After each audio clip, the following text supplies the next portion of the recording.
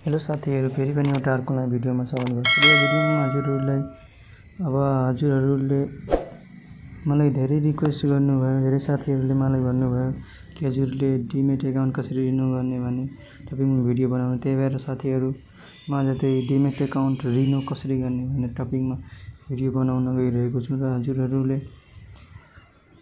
हजुरहरुको demat account renew गर्ने time लगभग आइसकेको छ।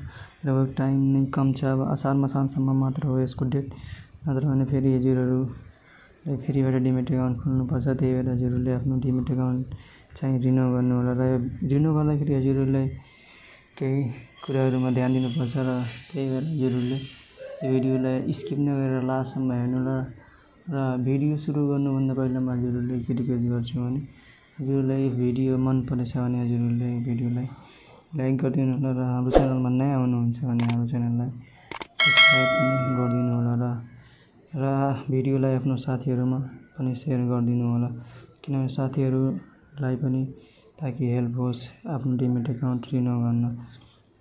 र साथीहरु अब हामीहरु सुरु गरौँ। र यो डिमेट एकाउन्ट रिन्यू गर्दाखेरि साथीहरु सर्वप्रथम हजुरहरुले यो मेरोशेयर एपबाट हुँदैन, यसको मेरोशेयरको वेबसाइटबाट हुन्छ। यो हजुरहरुले आफ्नो पीसी अथवा मोबाइल फोन दुईटैबाट गर्न सक्नुहुन्छ। म आफ्नो मोबाइल फोनबाट गर्न गइरहेको छु। यस गर्दाखेरि सर्वप्रथम हजुरहरुले आफ्नो गुगल क्रोममा जाने अरु कुनै पनि वेबसाइटबाट अरु कुनै ब्राउजरबाट गर्दा पनि हुन्छ। जस्तै गुगल क्रोममा गइसकेपछि म मेरोशेयर भनेर यहाँ सर्च गरेँ। त्यसपछि अब यहाँ हेर्न सक्नुहुन्छ, यसलाई म डेस्कटप मोडमा गर्छु। यहाँ हजुरहरुले क्लिक गरेर यसलाई डेस्कटप मोडमा गर्नु होला। डेस्कटप सेटमा भयो। अब यहाँ भइसकेपछि अब हजुरहरुले यहाँ आफ्नो कुन ब्याङ्कबाट अब हजुरहरुले डिमेट हो त्यो यहाँ सिलेक्ट गर्नु होला। मेरो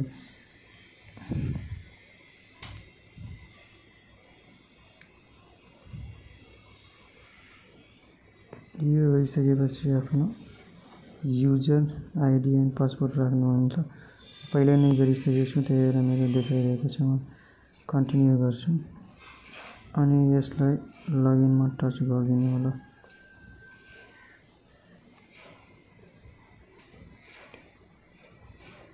प्रोसेसिङ हुँदैछ, नेट अलि विक छ। यो भइसकेको छ, प्रोसेसिङ भइसकेको छ।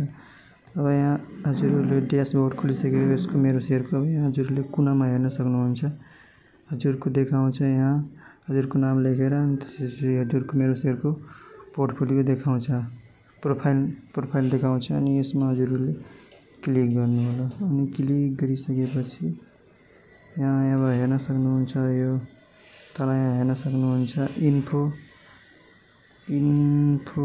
भनेर यहाँ देखाएको छ। यति हेर्नु होला। यहाँ तल हेर्न सक्नुहुन्छ इन्फो भनेर देखाएको छ। यहाँ renew your account by online पेमेन्टको माध्यमबाट रिन्यू। मेरोशेयर एक्सपायरी डेट देखाएको छ 2022/4/17। यदि डिमेट एकाउन्ट देखाएको छ 2078/3/31। अब हाम्रो 3 चलिरहेको छ। आज कति 21 कि 22 गते आज हो।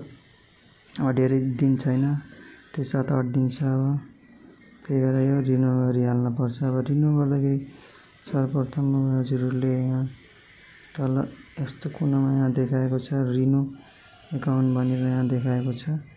यसमा क्लिक गर्नु होला। यसमा क्लिक गरिसकेपछि प्रोसेसिङ हुँदैछ।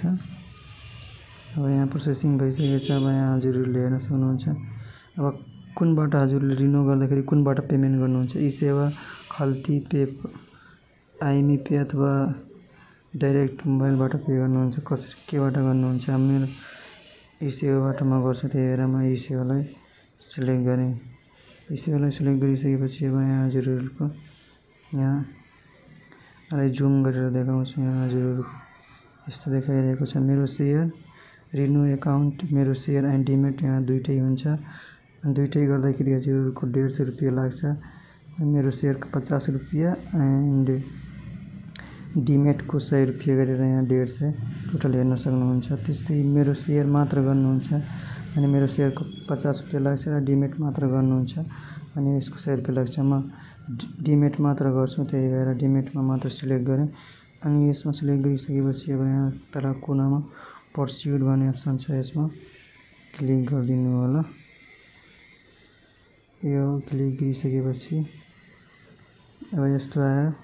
यस्तो पेज खुलिसकेपछि अब हजुरहरूले यहाँ अब कति रुपियाँ पेमेन्ट गर्ने हो त्यो यहाँ 100 रुपियाँ हो, त्यो 100 रुपियाँ राख्ने। अनि त्यसपछि अमाउन्ट भइसकेपछि अब हजुरहरूले यहाँ आफ्नो ई-सेवा आइडी राख्नुपर्छ। अब के ई-सेवा आइडी राख्नुभएको छ त्यही ई-सेवा आइडी आफ्नो राख्ने।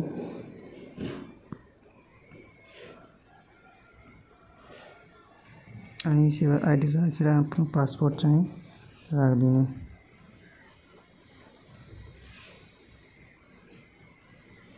ई-सेवा आइडी र पासपोर्ट राखिसकेपछि यहाँ हजुरहरूले लगइनमा टच गरिदिनु होला।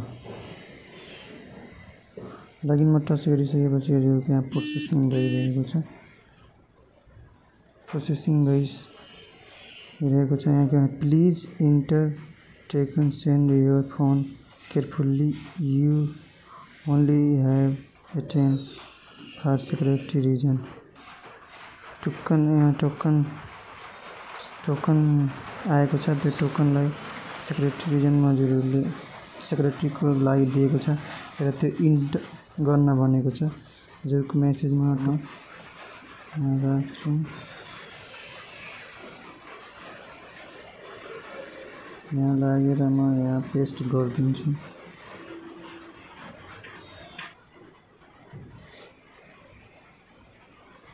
टोकन पेस्ट गरी कन्टिन्यू गरिदिनु होला। कन्टिन्यू भइसकेपछि यहाँ सेभ।